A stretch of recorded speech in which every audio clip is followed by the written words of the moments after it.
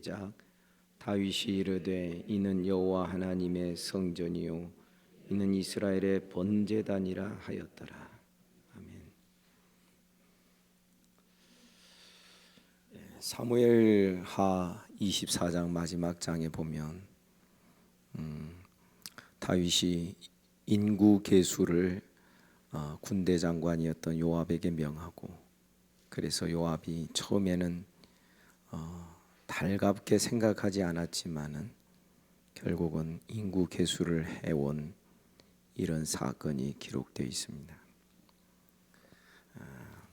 역대상은 사무엘하보다도 좀 더 자세하게 그것을 말하고 있는데, 역대상 21장 1절에 보면 사단이 일어나 이스라엘을 대적하고 다윗을 충동하여 이스라엘을 계수하게 하니라 그랬습니다.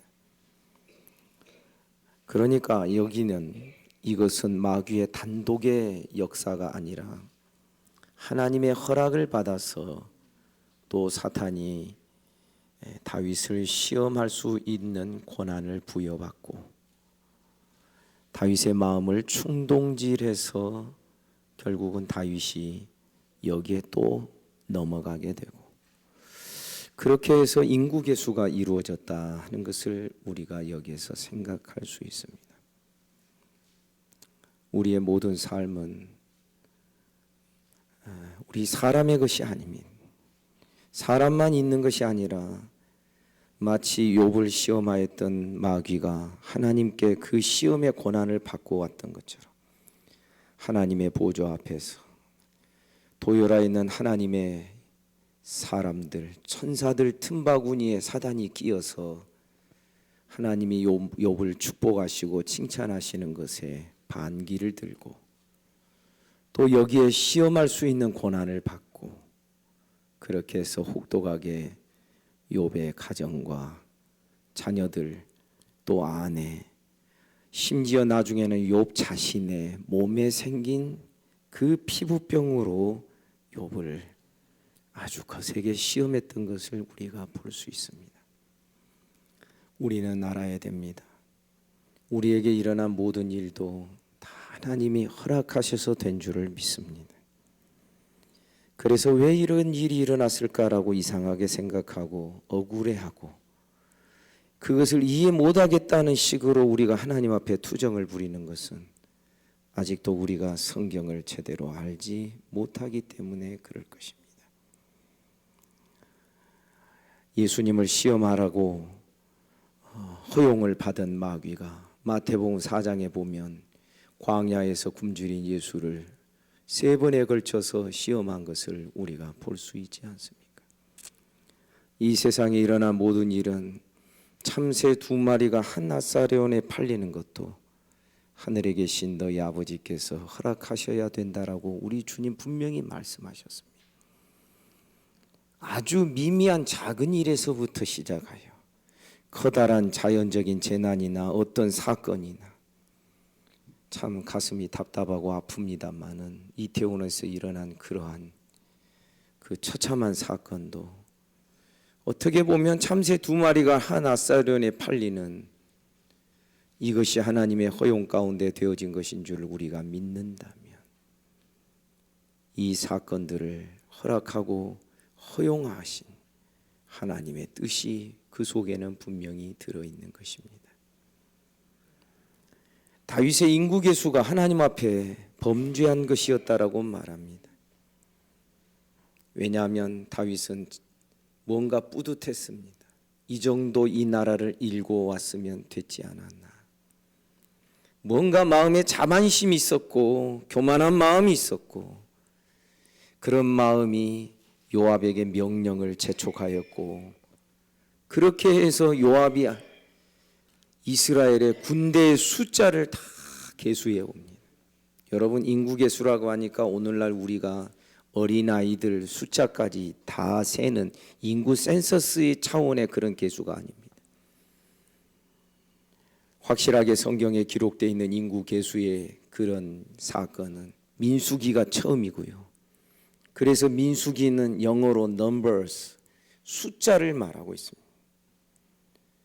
그러니까 우리말에도 민수잖아요. 백성들의 수를 세는 건데, 백성들의 수를 세는 기준이 뭐냐면 어린아이까지 다 세는 것이 아니라 20세 이상으로 전쟁에 나갈 군사들의 숫자를 세는 것이었습니다. 요압이 알아온 이 군사들의 숫자도 마찬가지입니다. 요압은 다윗에게 처음에 그러죠. 하나님께서 이 숫자 외에 하나님 필요하시면 더해 주실 줄을 원합니다. 그러니까 왕이 이렇게 인구 계수를 하는 그 마음을 요압에게 들킨 것입니다. 그렇게 해서 요압이 아주 좀 흔쾌하지 않게 왕이 재촉하니까 인구 계수를 하러 나갔는데, 나중에 이 일로 인하여서 갓 선지자를 통하여 하나님께서는 세 가지 재앙 중에 하나를 선택하라 그럽니다. 3년 동안 이 땅에 가뭄이 있거나, 3개월 동안 네가 대적에게 쫓겨다니거나, 사흘 동안 이 땅에 온역이 휩쓸어서 백성들이 죽어나가거나. 다윗은 세 번째를 택하지요. 사람의 손에 빠지는 것보다 하나님의 손에 빠지면 혹시 자비하신 하나님께서 중단하시고 은혜를 베푸실 것 같아서.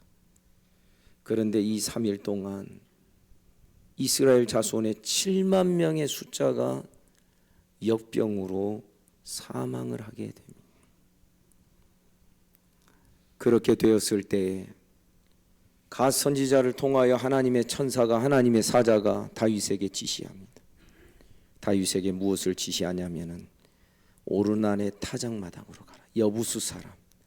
이 오르난은 사무엘 하에서는 아라우나라고 그렇게 되기도 합니다.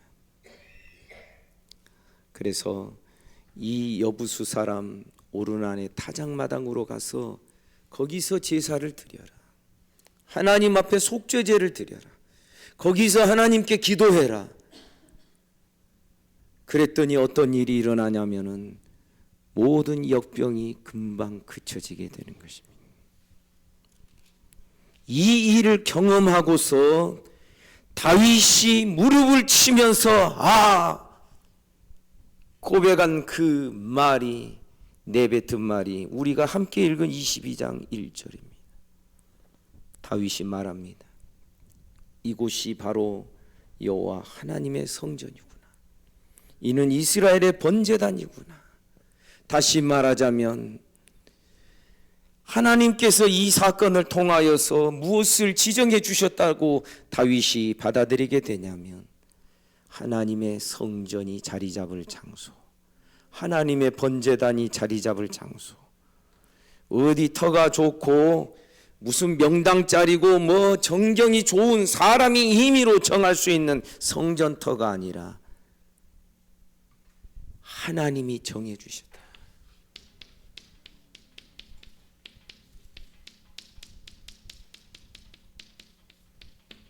여러분, 이것이 매우 중요합니다. 왜냐하면 이 성전은 물론 이 이전에는 성막이 있죠. 그리고 이 이전에는 에덴 동산이 있죠. 그래서 에덴의 동쪽으로 사람들을 쫓아내시고 구름 천사로 그 길을 차단하는 이러한 형태가 광야에서 성막 제도로 그대로 나타난다 그랬습니다. 성막이 자리 잡는 방위는 동쪽을 향하게 되어 있고, 이 성막에 성소와 지성소를 갈라놓는 그 휘장에는 구룹 천사로 이 성막을 구분하여 있는, 그래서 성소까지는 제사장이 들어갈 수 있으나 지성소 안에는 1년에 한 번 대제사장만 들어가서, 사실은 히브리서에서 뭐라고 말하냐면 이때까지는 아직 하나님께 나아가는 길이 1년에 한 차례 열렸지만 아직은 이것이 공개되고 나타난 것이 아니었다라고 말합니다. 그래서 이 에덴의 동쪽, 성막도 동쪽, 구룹천사, 이 성막이 성전으로 된 것은, 성막은 이동식이라고 말씀드렸습니다. 언제든지 이사 가야 되고 언제든지 방빼하면 빼줘야 되는 그러니까 아직은 하나님의 그 성전이 성막 형태로 있다라고 하는 것은 아직은 무언가가 안정이 안 돼 있다라는 것. 어떤 안정이냐면 약속의 땅 가나안 땅이 아직 완전히 정복되지 않았다라는 것. 그래서 사실은 다윗이 성전을 지으려고 했을 때 아니다, 네가 아니라 네 몸에서 날 아들이 성전을 지을 것이다 라고 말씀하시는 그 여러 가지 배경을 보면 다윗은 아직도 점령해야 될 땅이 아직 많이 남아 있었기 때문이라고 우리가 그렇게 말을 하게 되는 것입니다. 그러다가 성전이 되면 방 뺄 일이 없습니다. 완전히 고정됩니다. 이동할 필요가 없습니다. 안정되어 있습니다.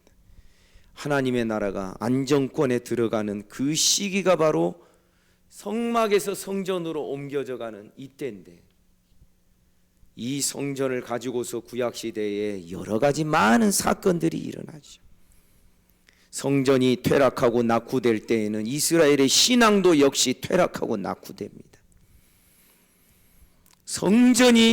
성전에 하나님의 성소에 다른 우상신이 같이 들어갑니다. 바알과 아세라 신이 함께 들어가 있을 때는 이스라엘의 신앙은 혼합주의의 신앙을 벗어나지를 못합니다. 성전이 완전히 불에 타고 멸망당할 때에 이스라엘도 망합니다. 나중에 포로에서 돌아와서 이스라엘이 귀환했을 때에 학개 선지자와 스룹바벨 이런 사람들에 의하여 성전이 재건될 때에 그때에 이스라엘의 신앙도 재건되는 것입니다. 성전과 더불어서 이스라엘의 역사를 한 줄기로 쭉 꿰 수 있는 이야기들을 많이 할 수 있다라는 뜻이에요. 그런 뜻으로 말씀드리는 것입니다. 그런데 중요한 것은 이 성전이 구약시대에는 건물입니다. 우리가 잘 아는 것처럼 그림자지요. 구약시대 모든 것들은 다 그림자입니다. 쉽게 말하면 제가 손을 이렇게 하면은 그림자가 칠판에 딱 보이는지 몰라. 그림자 딱 보이는데 구약시대는 이 그림자만 보고 신앙생활한 거죠. 그런데 신약시대에는 이 실체가 나타났으니 따라서 합시다. 성전 대신 예수 그리스도. 예수 그리스도예요. 요한복음 2장에 보면 요한 사도가 무엇을 말하느냐 하면 성전을 정결케 하는 사건을 예수께서 행하십니다. 그의 공생의 어쩐 의미에서 가나의 혼인잔치 이후의 첫 번째 사건이기도 한 것이죠. 성전에 와서 이 성전에 딱 들어오실 때에 저 같은 사람의 눈으로는 또 성경을 연구하는 사람들의 그 안목에는 놀라운 장면으로 비춰져야 정상일 것입니다. 왜냐하면 그림자의 실체가 이제 오버랩되는 겁니다. 이 그림자된 성전의 실체 되신 예수 그리스도께서 오셔가지고 들어가셔서 그 그림자의 성전을 먼저 정결케 하십니다. 그러자 대제사장의 무리들이 쫙 이렇게 나가와서 당신이 이렇게 하니 선지자인가? 무슨 표적을 보여줄 수 있겠는가? 선지자라면 선지자의 표적이 당신에게 있을 것인데 보여달라. 그럼 우리가 믿겠다라는, 이것은 신명기에 기록되어 있는 것이죠. 아무나 선지자, 나 선지자다, 자칭, 영어로 말하면 so called, 자칭 선지자가 나오지 못하도록 하나님이 선지자를 보낼 때는 반드시 표징이 함께 주어져서 선지자로 보내짐을 받을 것이라는 것을 분명하게 말씀하고 있는 것입니다. 백성들을 현혹시키지 않도록 하기 위해서. 그러니까 대제사장의 무리들이 예수께 와서 무슨 표적이니 보여줄 수 있겠는가? 그러자 예수께서 하시는 말씀이 있습니다. 내가 보여줄 표적은 이것이다. 너희가 이 성전을 헐라. 이 성전을 헐라. 이것은 바로 이 성전입니다. 그러면 내가 사흘 만에 다시 일으키리라. 부활입니다. 이 성전, 그림자의 성전이 사라지고 새 성전이 도래하는 이 역할을 예수께서 하신다는 이것이 가장 큰 표적이라는 것입니다.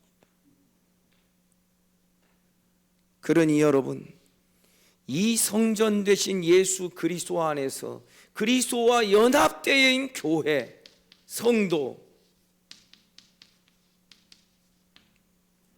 모두가 예수 그리스도를 머리로 하고 교회는 그의 몸이니 이 자체 전체를 교회까지도 성전이라고 부르는 것이 당연한 것입니다. 왜? 머리가 성전이니 몸도 성전이에요. 그런데 이런 흐름에서 이제 오늘 우리가 이 말씀을 다시 한번 보게 됩니다. 하나님께서 무엇 때문에 사람들이 입맛에 맞게 좋은 터를 고르도록 내버려 두지 아니하시고 꼭 이 부정적인 사건, 다윗이 죄를 범하고 그 죄에 대하여 형벌을 받고 7만 명의 사람들이 죽고 어디 가서 제사를 드리고 속죄제를 드려라 하니까 아라우나의 타작마당, 오르난의 타작마당에서 속죄제를 드리니까 이 재앙이 그치고 죄 용서함 받고 기도가 상달되어 응답되는 장소. 왜 이 장소를, 이 터를 하나님이 이 사건을 통하여 지정해 주셨겠느냐 하는 것입니다. 놀랍게도 우리 넘어가 보겠습니다. 역대하 3장을 펼치시기 바랍니다.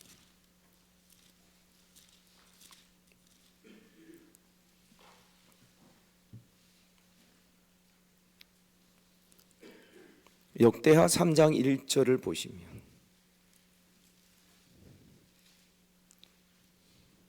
658쪽입니다. 자, 좀 기다리겠습니다. 3장 1절 우리 다 같이 함께 합독하겠습니다. 시작. 솔로몬이 예루살렘 모리아 산에 여호와의 전 건축하기를 시작하니 그곳은 전에 여호와께서 그의 아버지 다윗에게 나타나신 곳이요 여부수 사람 오르난의 타작마당에 다윗이 정한 곳이라. 다윗이 정했지만 사실은 하나님이 지정해 주신 장소지. 왜 성전터를 하나님이 지정해 주셨을까? 왜 성전터를 사람이 자기 입맛대로 고르지 못하도록 하셨을까? 이 성전의 규격을 제가 설명할 때도 말씀드렸습니다. 가로 몇 규빗, 세로 몇 규빗. 실제로 계산을 해보니까 우리 예배당 한 3분의 2 정도, 지금 폭이 3분의 2 정도 되고 길이는 한 이 정도 되는, 앞뒤 이 정도 되는 것이 성소와 지성소의 규격 정도 되는 것 같았습니다. 그 부분을 제가 설교할 때 분명히 말씀드렸습니다. 왜 사람의 생각이 들어가서 조금 더 늘리거나 좁히거나 하지 못하게 하셨나? 왜 이것은 이렇게 만들으라고 사람의 생각이 들어가지 못하도록 그것에 만드는 모양과 양식과 규격들을 정확하게 지정해 주셨나? 더군다나 오늘 말씀해 보면 이 성전이 자리 잡아야 될 터를 사람의 어떤 생각으로 정하지 못하게 하시고 분명한 어떤 사건을 통하여서 이 성전에서 죄사함을 얻고 형벌이 그쳐지고 전체적으로 기도가 응답되는 이런 의미의 성전이기 때문에, 그리고 훗날 예수 그리스도를 가리키는 성전이기 때문에 예수 그리스도에게는 사람의 어떠한 생각과 사람의 판단이 들어갈 수 없는 하나님이 보내신 그대로의 예수 그리스도를 우리로 하여금 믿음으로 받도록 하는 이 의미가 이 속에 들어있는 것입니다. 사랑하는 성도 여러분, 예수께서 말씀하셨습니다. 지금까지는 너희가 내 이름으로 아무것도 구하지 아니하였으나 구하라 그리하면 받으리니 너희 기쁨이 충만하리라. 다윗이 이 아라우나의 타작마당, 오르난의 타작마당에서 자기 죄를 회개하며 속죄의 제사를 하나님 앞에 드렸을 때 하나님이 그 제사를 받으신, 이것은 오직 예수 안에서만 우리가 죄사함을 얻는다는 이 분명한 복음의 원리가 구약 시대에서부터 사실상 이렇게 쭉 연결되어 나타나고 있는 것입니다. 예수밖에는 속죄함 받을 길이 없는 줄 믿습니다. 오늘날 예수님을 믿더라도 인간의 생각으로 탁탁 손질해서 자기 입맛에 맞게 예수 믿는 사람들이 많이 있습니다. 한국교회 많이 있습니다. 대표적인 교단이 기장 쪽이고 또 감리교 쪽이고 통합 측의 상당 부분, 뭐 이런 데는 그렇습니다. 언젠가 말씀드린 대로 이들이 예수를 믿는다고 하는 것은 사람인 어떤 예수가 각성하고 깨달아서, 마치 부처가 깨달아서 열반에 들어서 어떤 최고 경지에 오른 것처럼 예수가 인간인데 어느 날 각성하고 깨달아서 사람이 도달할 수 있는 최고 경지에 올라서 온 인류를 위하여 사랑의 마음으로, 그 깨달음이 사랑이다, 그리고 십자가에 온 인류를 위하여 죽은 것이다. 그러니 우리가 예수의 뒤를 쫓아야 되는데, 그게 뭐냐면 우리도 예수처럼 될 수 있다라는 것이다. 어떻게? 사랑으로. 여러분, 이런 사랑, 슈바이처가 예수님을 우리처럼 안 믿었지만 이런 사랑 때문에 아프리카 가서 자기 한평생을 바칠 수 있었던 것입니다. 언젠가 말씀드린 대로 이런 사랑은 사실상 성경이 말한 Bible says, 성경이 말하고 있는 그런 사랑은 아니라는 것입니다. 우리 주님도 사랑의 주님이셨지만 사탄아 물러가라 하기도 하고, 제자들 가운데서 말씀을 받지 못했을 때 너희도 가려면 가라, 너희도 떠나려느냐, 떠나는 제자들을 향하여서 그렇게 분명하게 말씀하기도 했던 것입니다. 어느 누구도 하나님의 나라의 잔치에 초청을 받아놓고 자기의 어떤 입맛대로 나는 이것 때문에 못 가고 저것 때문에 못 가고 하나님의 나라보다도 다른 것이 더 앞서 있는 사람들은 아무도 내 잔치를 맛보지 못할 것이다. 우리 주님이 비유로 분명하게 그것을 말씀하셨던 것입니다. 그러므로 사랑하는 성도 여러분, 다윗이 인구개수의 죄를 범한 것을 하나님 앞에 회개하는 장소, 죄 사함을 얻는 장소가 바로 이 성전터입니다. 그리고 모든 재앙과 모든 형벌이 그쳐지는 장소가 바로 이 성전터입니다. 이 성전은 예수 그리스도를 가리키고 있기 때문에 예수께서 분명히 말씀하셨습니다. 내가 진실로 진실로 너희에게 이르노니 내 말을 듣고 또 나 보내신 이를 믿는 자는 영생을 얻었고, 아멘입니까? 심판에 이르지 아니하나니, 심판의 죄에 대한 형벌이 면해지는 것입니다. 왜? 우리가 우리의 모든 죄를 예수의 피로 씻음 받기 때문에 사망에서 생명으로 옮겼느니라. 그러므로 성도 여러분, 우리의 죄사함은 시간이 지나면서 저절로 색깔이 바래고 뭐가 낡아지듯이 죄가 저절로 소멸되고 없어지는 게 아닙니다. 죄는 반드시 예수의 피로 속죄받아야 됩니다. 거짓말한 것, 과장된 것, 속이는 것, 모든 죄를 회개해야 됩니다. 그래서 요한계시록 같은 데서는 거짓말하는 자는 하나님의 나라를 기업으로 받을 수 없다라고까지 말하고 있습니다. 내 안에서 성령이 계신다면, 거짓말했으면 분명히 내 마음에 성령께서 막 나를 복닥복닥 막 나를 볶으실 겁니다. 야, 너 이거 그대로 놔두고 잠잘래? 너 이거 그대로 놔두고 살아갈래? 너 이거 그대로 놔두고 너 이렇게 살 것이냐? 여러분, 그런 성령의 역사하심, 성령이 내 속에서 내 영과 더불어 갈등하시고 고통하시고 괴로워하시는 것을 느끼지 못한다면, 만약 그렇다면 너희는 버리운 자니라 성경은 우리에게 가르쳐주고 있습니다. 그러므로 우리 깨달아야 됩니다. 지금 이 성전서가 확보되는 이 사건은 어떤 의미에서 구약의 복음이 기초가 놓여지는 사건입니다. 죄사함을 어떻게 얻는다고요? 성전에서 속죄제를 드림으로. 그런데 이 성전에서 드려지는 속죄제는 이 성전이 예수 그리스도를 뜻하기 때문에 결국은 예수의 이름으로 죄사함을 얻는 것이 아니고 무엇이겠습니까?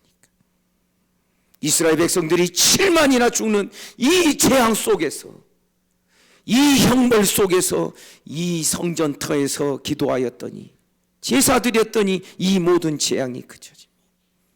모든 재앙과 모든 형벌이 그쳐지는 장소. 구약시대는 장소였지만은 신약시대 예수 그리스도를 가리키고 있는 이 성전의 의미를 생각하면 예수 안에서 모든 저주가 다 사라집니다. 아멘입니까? 예수 안에서 모든 형벌들이 다 제거가 됩니다. 예수 안에서 참된 용서가 있고 참된 평안이 있을 뿐인 것입니다. 그러므로 성도 여러분, 어떻게 보면은 그냥 이렇게 됐구나 하고 그냥 넘어갈 수 있는 사건입니다. 그런데 다윗의 생애를 기록하는 그 중에 다윗의 사역과 그 나라를 기록하는데 사무엘하 24장 제일 마지막에서 이 사건을 기록함으로 사무엘서를 끝맺는 이유를 우리는 분명히 알아야 되는 것입니다. 다시 말씀드립니다. 구약의 복음이 확립되는 사건입니다. 쉽게 말하면 이 성전터에서만 기도해야만 죄사함을 얻고, 이 성전터에서 제단을 쌓고 제사를 드려야만 형벌을 면제받고, 이 성전터에서만 제사를 드려야만 기도가 응답되는 그런 곳이 신약시대에 와서는 예수 그리스도 안에서 다 이루어지고 성취가 되는 것입니다. 내 이름으로 지금까지는 아무것도 구하지 아니었지만 이제는 구하라. 그러면 받으리니 너희 기쁨이 충만할 것이다. 너희가 너희 죄를 자백하고 죄를 회개하면 모든 불의에서 우리 주님이 우리를 깨끗게 하실 줄 믿습니다. 주님 안에서 이런 소망 갖는 저와 여러분 우리 모두가 되기를 주님의 이름으로 축복합니다. 예수님밖에 없습니다. 예수 외에는 다른 분이 있을 수 없습니다. 사람이 훌륭하며? 아니요, 아무것도 아니지요. 이런 사실이 얼마나 우리에게 큰 위로가 됩니까? 사람에게 조금이라도 가능성이 있었더라면, 사람이 자기 노력으로 조금이라도 죄를 반감이라도 할 수 있거나 형벌을 좀 절반이라도 면하게 하거나, 사람이 자기 힘으로 무언가를 구원을 한 절반 정도는 이룰 수 있었다면 이게 구원이겠습니까? 이런 자들이 가는 천국이 과연 천국이 될 수 있겠습니까? 서로 자기 자랑하기 바쁠 것인데, 다른 사람이 좀 자랑하는 것 같으면 눈꼴 사나워서 못 봐줄 그런 우리일 것인데, 그런데 성경은 분명히 말씀합니다. 따라서 할까요? 사람은 못합니다. 그러나 하나님은 하십니다. 아멘입니까? 구원은, 속죄함은, 기도의 응답은 사람은 못해야 정상인 것입니다. 사람이 못하는 것을 하나님이 하시기 때문에 예수 그리스도, 하나님이 보내신 예수 그리스도를 통하여 이 모든 은혜가 우리에게 주어질 것이기에 여기에서 우리의 소망이 있고, 여기에서 우리의 기쁨이 있고, 예수님 한 분 딱 제대로 붙들면 사방으로 우겨쌈을 당해도 우리가 쌓이지 아니하고 끝까지 인내함으로. 그래서 어떤 이들은, 초대교회 어떤 이들은 순교하는 그 자리에서도 얼굴이 환하게 빛났던 것을 우리는 볼 수 있지 않습니까? 사랑하는 성도 여러분, 우리의 눈을 사람에게서 예수 그리스도께로 돌리는, 예수께로 집중하는 우리 신앙 되기를 주님의 이름으로 축복합니다. 예수 안에 소망이 있습니다. 예수 안에 기쁨이 있습니다. 예수 안에 우선은 회개 때문에 가슴이 아프고 내 가슴을 치는 세리처럼 그렇게 통곡할 수밖에 없지만, 그러나 그 모든 것이 내 죄를 용서하시고 나를 치료하시고 회복하시는 하나님의 은혜의 손길이 아니고 무엇이겠습니까? 주님 다시 오시는 그날까지 이 예수님은 많이 훼손되고 손상될 것입니다. 누구에 의하여서? 첫째는 마귀에 의하여서, 두 번째는 일부 성도들에 의하여서, 또 일부의 신학에 의해서 예수님은 많이 손상될 것입니다. 그러나 우리는 성경이 말씀하고 있는 예수님을 제대로 믿고 제대로 붙들고 제대로 믿음을 가지고 소망을 가지고 주님 의지하며 끝까지 나아가게 되면 주님께서 우리를 하늘의 기업으로 들어가게 하실 줄 믿습니다. 이런 은혜가 저와 여러분 우리 모두와 함께 하기를 주님의 이름으로 축복합니다. 기도하겠습니다.